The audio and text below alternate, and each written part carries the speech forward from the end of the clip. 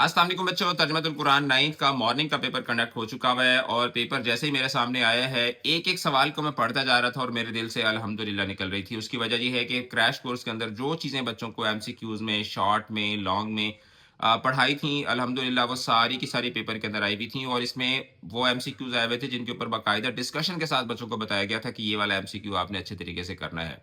और मुझे बहुत इस चीज़ के ऊपर अल्लाह ताला का मैं शुक्र भी अदा कर रहा था कि लॉन्ग के अंदर मैंने उनको 6 सवाल बताए थे और 6 के अंदर से 4 सवाल जो है वो पेपर के अंदर मॉर्निंग वाले में आए हुए थे।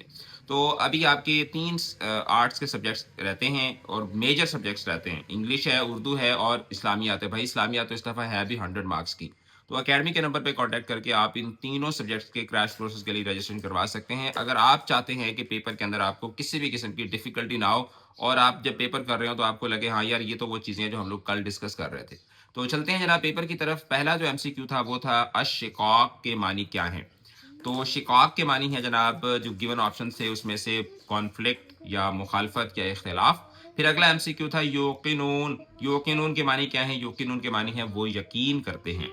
अगला सवाल था कि सूरह मरियम बुनियादी तौर पर किस वाक़या को बयान करती है? तो सूरह मरियम जो है वो बुनियादी तौर पर हज़रत ईसा अलैहिस्सलाम और हज़रत मरियम सलामुल्लाह अलैहा के वाक़या को बयान करती है। फिर उसके बाद अगला सवाल ये था कि सूरतुल अंबिया में नबी करीम सल्लल्लाहु अलैहि वसल्लम ख़ातमुन नबिय्यीन का बतौर किसके ज़िक्र आया है? तो बतौर रहमतल लिल आलमीन जो है वो ज़िक्र आया है। इसमें 4 ऑप्शंस दिए हुए थे रहमतल लिल मोमिनीन, रहमतल लिल मुस्लिमीन, रहमतल लिल पता नहीं ये एक क़ानितीन और रहमतल लिल आलमीन। तो रहमतल लिल आलमीन के तौर पर जो है वो रसूलुल्लाह सल्लल्लाहु अलैहि वालिहि वसल्लम का ज़िक्र जो है वो आया है।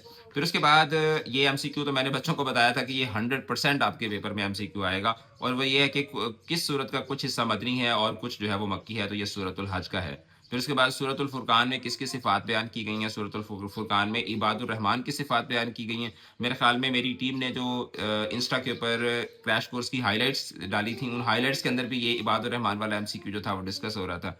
फिर उसके बाद हज़रत सुलेमान और मलका सबा का वाक़या किस सूरत में आया? तो ये सूरतुन नमल में आया है। फिर उसके बाद किस सूरा में ग़ज़वा बदर में मुसलमानों की फ़तह की पेशीन गोई की गई थी? तो ये सूरतुर रूम में की गई थी और ये इस एमसीक्यू के ठीक होने का जो यानी कि जो मेरे पास जो बच्चे आए थे उसका क्रेडिट जाता है आयज़ा को। शी इज़ माय स्टूडेंट और जब हम लोग पढ़ रहे थे सूरह रूम को तो उसके अंदर आयज़ा ने ये चीज़ पूछी थी और उसके ऊपर फिर बाकायदा तौर पर हमारी डिस्कशन भी हुई थी एंड आई एम श्योर कि जो बच्चे क्रैश कोर्स के अंदर मौजूद थे, उन्होंने इस एमसीक्यू को भी ठीक किया होगा। फिर उसके बाद सूरत सजदा में किस चीज़ के दलाइल दिए गए हैं? तो सूरत सजदा में आखिरत की ज़िंदगी के दलाइल दिए गए हैं और किस सूरा को कुरान का दिल कहा जाता है? तो सूरह यासीन जो है उसको कुरान मजीद का दिल भी कहा जाता है। ये जनाब आपका एमसीक्यू का पेपर था, जो सब्जेक्टिव पेपर है उसका एनालिसिस ऑब्वियसली जब इवनिंग का पेपर हो जाएगा तो फिर दोनों को इकट्ठा रख के मैं उसका एनालिसिस करता होता हूँ। तो आपके 3 सब्जेक्ट्स इंग्लिश, उर्दू, इस्लामियात सैटिस्फैक्टरी वे में बेहतरीन अंदाज में टेंशन फ्री रहकर अगर आप पेपर्स की प्रिपरेशन करना चाहते हैं तो अकेडमी के नंबर पे कांटेक्ट कर लें और क्रैश कोर्सेज के लिए अपनी रजिस्ट्रेशन करवा लें। जुड़े रहें चैनल के साथ, अपना रखिएगा बहुत बहुत ज़्यादा ख्याल। All the best. खुदा हाफिज़।